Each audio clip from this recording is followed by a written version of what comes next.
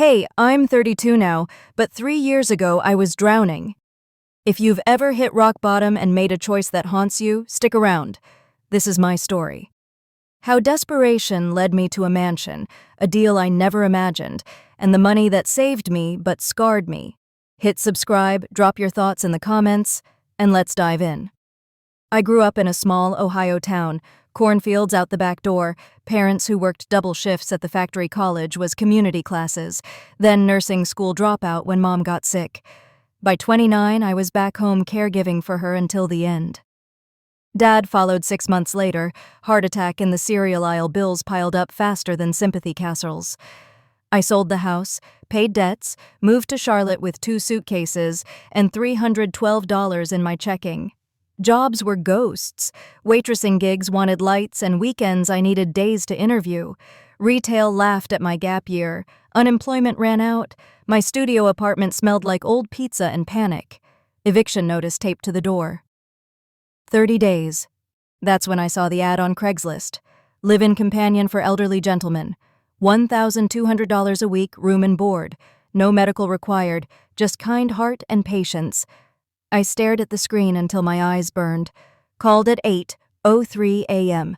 A crisp voice answered, "Mr. Harrington's residence. Interview Thursday, 10 a.m. Bring ID." Thursday, I wore my only blazer, hair in a low bun, resume printed at the library.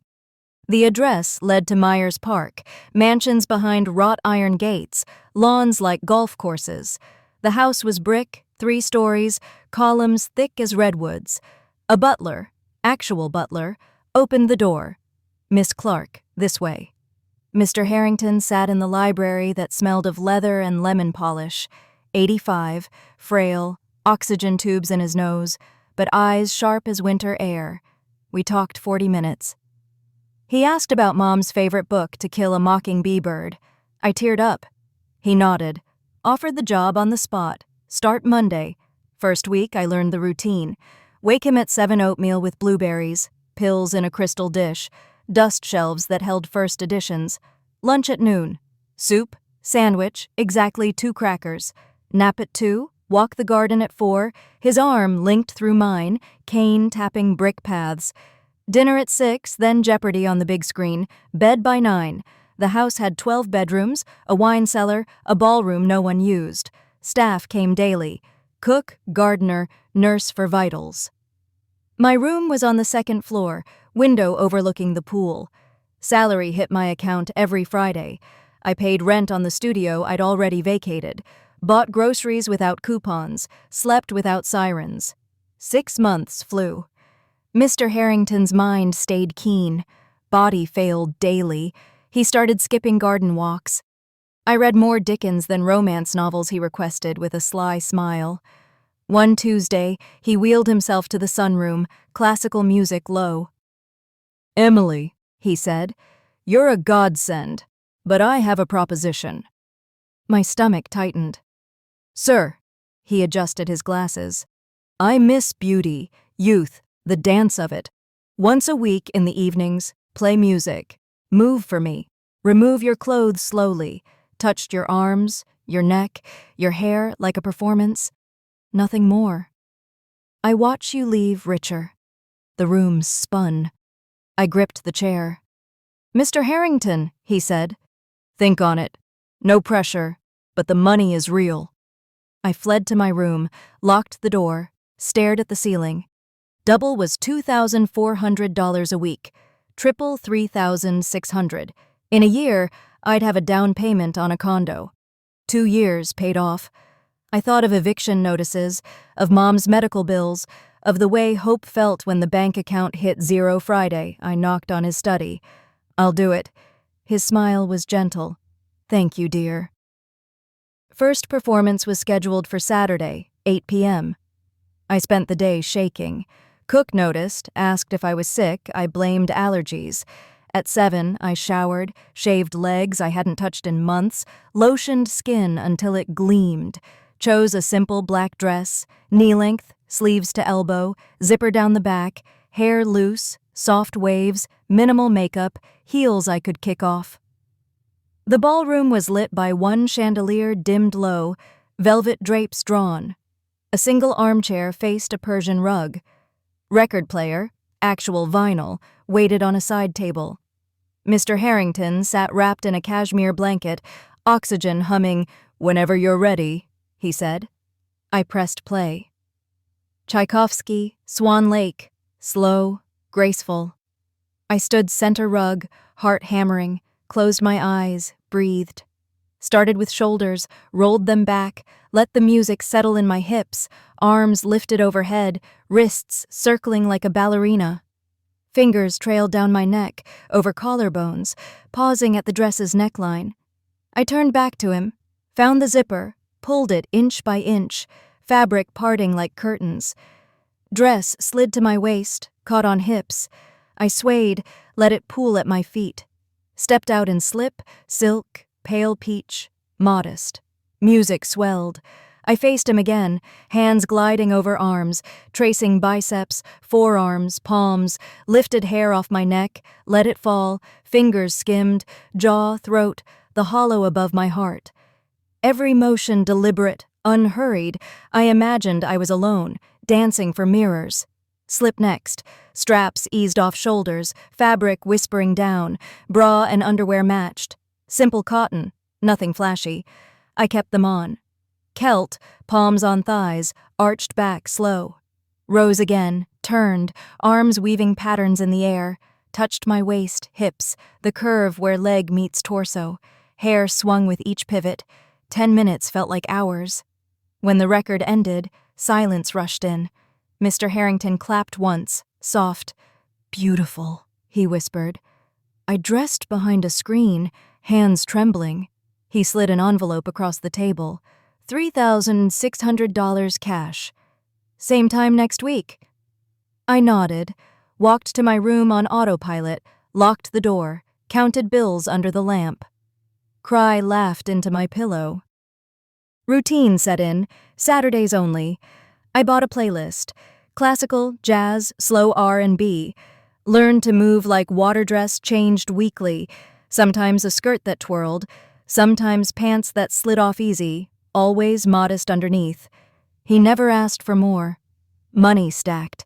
I opened a savings account, labeled it Future, paid off credit cards, bought a used Honda, reliable, no payments. The staff whispered. Nurse raised eyebrows, but said nothing. Cook slipped me extra desserts. I smiled, kept dancing. One night he requested moonlight. We moved to the garden patio, fairy lights strung in trees, crickets accompanied violin. I danced barefoot on cool stone, dress silver, hair loose. He watched from his wheelchair, eyes misty. "You remind me of my wife," he said. She danced like that. I swallowed hard. "Thank you." Year 2, the dances evolved. I added props, scarves that floated, a fan that snapped open, learned to use shadows, the way light carved my silhouette on the wall. Mr. Harrington's health declined, oxygen louder, hands shakier. But Saturdays he rallied, dressed in suits, hair combed. I bought my condo, 2 bedrooms, balcony overlooking a park. Closed on a Friday, danced the next night in celebration, wore white, moved like I was floating. He gave me a bonus, $10,000 for your new home guilt crept in. I'd catch my reflection mid-twirl. Wonder who that woman was. Told myself it was art performance. Nothing crude. He never leered, never touched, just watched.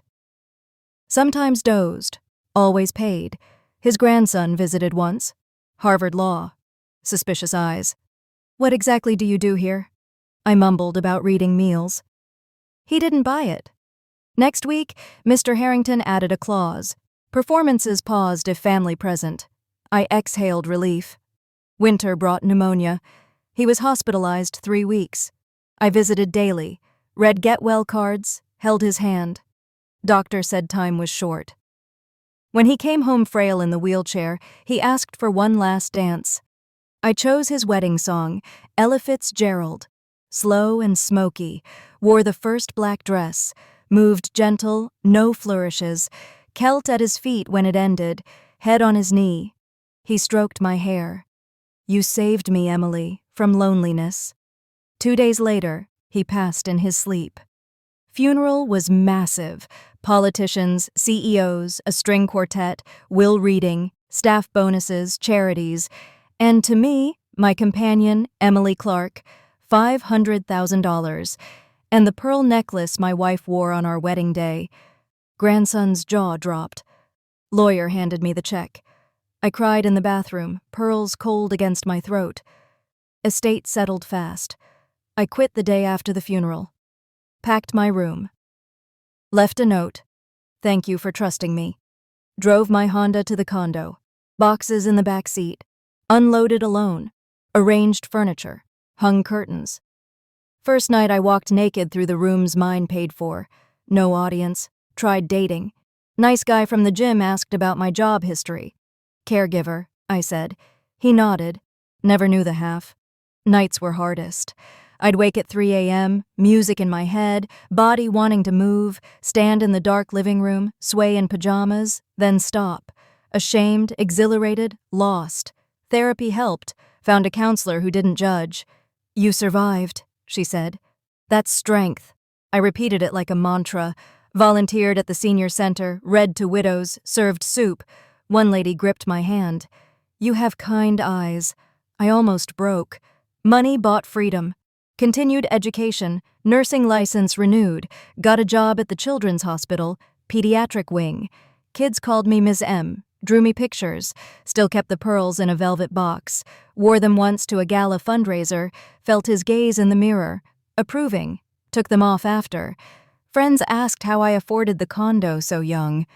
Inheritance. I lied. Hated the taste but swallowed it. Dreams came in waves, chandelier light, silk slipping, his clap echoing, woke gasping, then remembered, I chose it. I stopped it. I'm safe. 3 years post-mansion. Life looks normal. I'm 32, promoted to charge nurse. Condo mortgage, half-paid Honda upgraded to a hybrid SUV, vacation to Nashville, hiked alone, screamed into waterfalls. Dating again, slowly met a teacher, Mark, at the library book sale. Told him the truth on date 3, tears and all. He listened, held my hand. You did what you had to. I see you now. We're taking it day by day. Still dance sometimes in my living room. Blinds closed, jazz low, no audience but me. I move for joy, not money. Arms overhead, hips swaying, hair brushing my back. When the song ends, I bow to the couch, laugh at myself. The memory lives in a locked corner of my mind. I don't open it often. When I do, I see a desperate girl in a mansion ballroom choosing survival over shame. I don't hate her. I thank her. To anyone scraping bottom, your choices don't define you forever. They shape you, yes, but you get to decide what comes next. If this hit home, comment below. What's the hardest thing you've done to survive? And if you want more raw stories, subscribe. I'm just getting started.